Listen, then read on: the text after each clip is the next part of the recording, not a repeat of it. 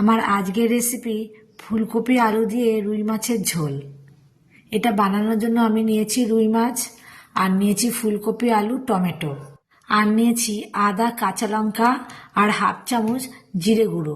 এই আদা কাঁচা লঙ্কা জিরে গুঁড়ো আমি একসঙ্গে পেস্ট করে নেব।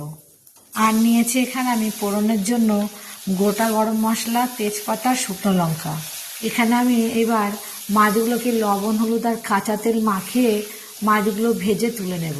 মাছগুলো আমি খুব বেশি কড়া করে ভাজবো না, মিডিয়াম করেই ভেজে তুলে নিচ্ছি।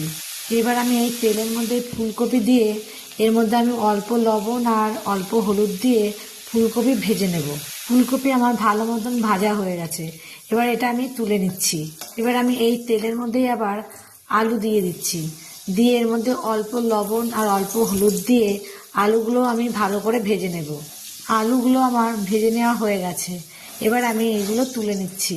এবার আমি এই তেলের মধ্যেই ফোড়ন দেবো শুকনো লঙ্কা, তেজপাতা, এলাচ, লবঙ্গ, দারচিনি। এবার হালকা করে ভেজে নিতে হবে। ভাজার সুন্দর গন্ধ বেরিয়ে এলেই এর মধ্যে আমি দেব কেটে রাখা টমেটো কুচি। এবার এই টমেটোটা একটু ভেজে নিতে হবে। ভাজা হয়ে এলে এর মধ্যে আমি দিয়ে দেবো পেস্ট করে নেওয়া মশলাটা। এবার এটা একটু নাড়িয়ে নিয়ে এর মধ্যে আমি দিয়ে দেবো স্বাদ মতন লবণ আর পরিমাণ মতন হলুদ। এবার এই মশলাটা ভালো মতন মিশিয়ে কষিয়ে নিতে হবে যতক্ষণ না মশলা থেকে তেল ছাড়ে। এই সময় গ্যাসের ফ্লেমটা লো টু মিডিয়ামে রেখেই মশলাটা কষাতে হবে। মশলাটা আমার এখানে ভালো মতন কষানো হয়ে গেছে, দেখুন মশলা থেকে তেলও ছেড়ে দিয়েছে। এবার আমি এর মধ্যে দিয়ে দেবো উষ্ণ গরম জল।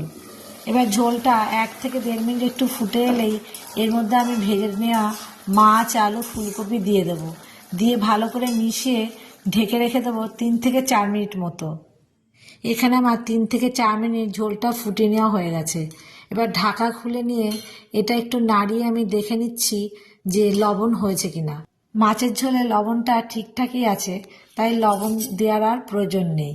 আমার আজকের এই ফুলকপি আলু দিয়ে রুই মাছের ঝোল রেসিপিটা কেমন লাগলো অবশ্যই কমেন্ট করে জানাবেন। আপনারা সকলে ভালো থাকবেন, সুস্থ থাকবেন। ধন্যবাদ।